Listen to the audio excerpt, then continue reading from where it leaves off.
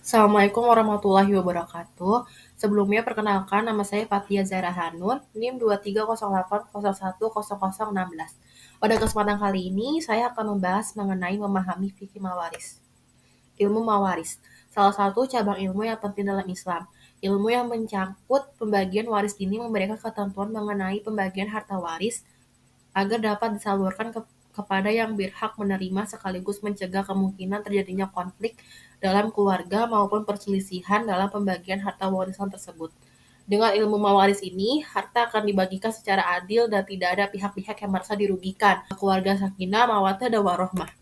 Selanjutnya, pengertian mawaris. Kata mawaris berasal dari kata waris atau al-mirats yang berakar dari waritsa yang berarti perpindahan sesuatu, khususnya harta benda dari seseorang yang disebut pewaris kepada pihak lain yang disebut ahli waris. Ilmu yang membahas berbagai hal terkait warisan disebut ilmu mawaris yang juga dikenal sebagai istilah faraid.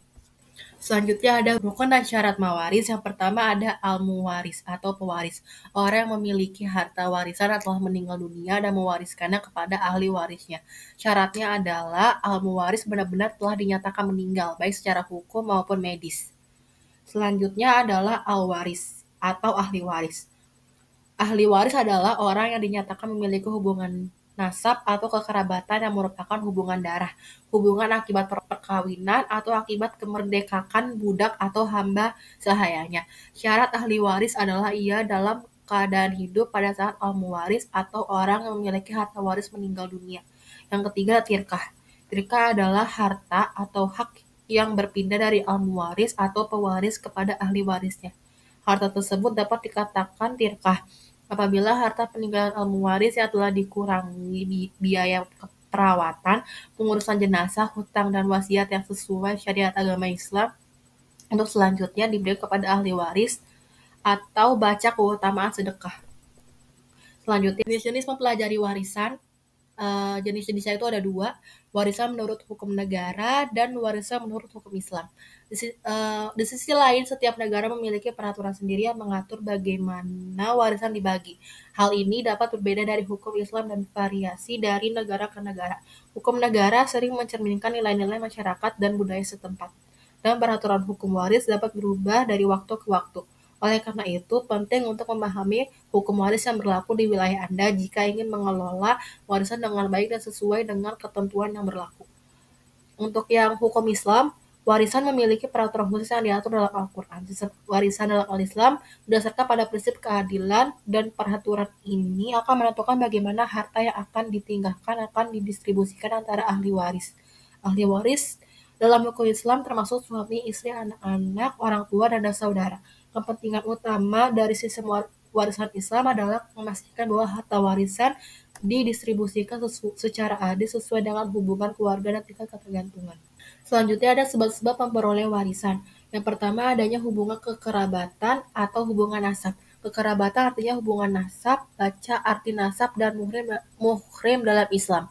Antara orang yang memberikan warisan atau al-muwaris dengan orang yang diwarisi, dan hal ini disebabkan oleh kelahiran atau hubungan darah.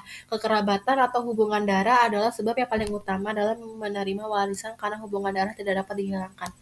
Yang kedua adanya hubungan pernikahan. Hubungan pernikahan dalam hal ini disebabkan mendapatkan warisan dalam hal ini terjadi setelah akad nikah yang sah dilakukan dan terjadi hubungan antara suami istri meskipun belum terjadi persetubuhan nikah siri. Adapun suami istri yang melakukan pernikahan tidak sah tidak menyebabkan adanya hak waris.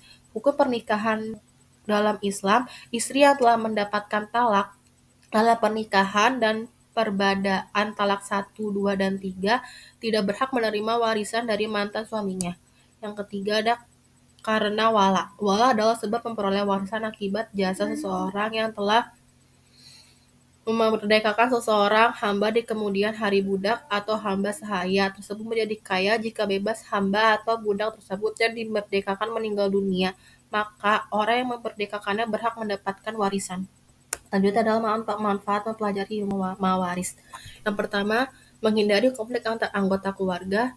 Tujuan mempelajari ilmu mawaris adalah meminimalisir terjadinya perselisihan antara anggota keluarga, ketidakjelasan dalam pembagian harta warisan, dan dapat menjadi sumber konflik dan keretakan dalam keluarga. Yang kedua, menjalankan perintah Allah. Dari sudut pandang agama, mempelajari ilmu mawaris adalah salah satu bentuk ketaatan dalam menjalankan perintah Rasulullah.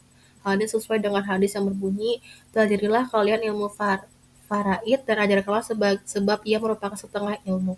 Dan ia akan dilupakan dan akan menjadi hal yang pertama kali dicabut dari umatku. Yang ketiga, membagi warisan sesuai hukum Islam. Salah satu pemanfaatan utama ilmu mawaris adalah membantu ahli waris dalam mengetahui haknya atas hak peninggalan secara terperinci. Hal ini akan mencegah perampasan dan memastikan keadilan bagi semua pihak. Mempelajari ilmu mawaris adalah suatu hal yang penting bagi umat Islam.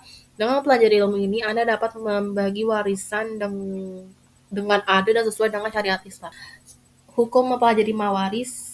Para ulama berpendapat bahwa mempelajari dan mengajarkan ilmu mawaris adalah fardu kifayah. Artinya jika telah ada sebagian kalangan yang mempelajari ilmu tersebut, maka kewajiban lain telah gugur. Akan tetapi, jika dalam suatu daerah atau wilayah tak ada seorang pun yang mau mendalami ilmu warisan, maka semua penduduk wilayah tersebut menanggung dosa. Kesimpulan, fikih mawaris adalah cabang ilmu yang mengatur pembagian harta warisan secara adil berdasarkan Al-Quran, hadis, dan ijma ulama. Hal ini bertujuan untuk menjaga keadilan, harmoni keluarga, dan kesejahteraan ahli waris.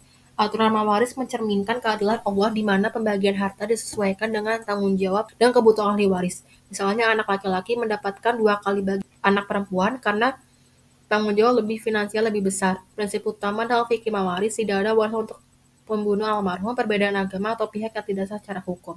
Prioritas diberikan kepada ahli waris yang lebih dekat hubungan kekerabatannya. Ahli waris dan hak mereka.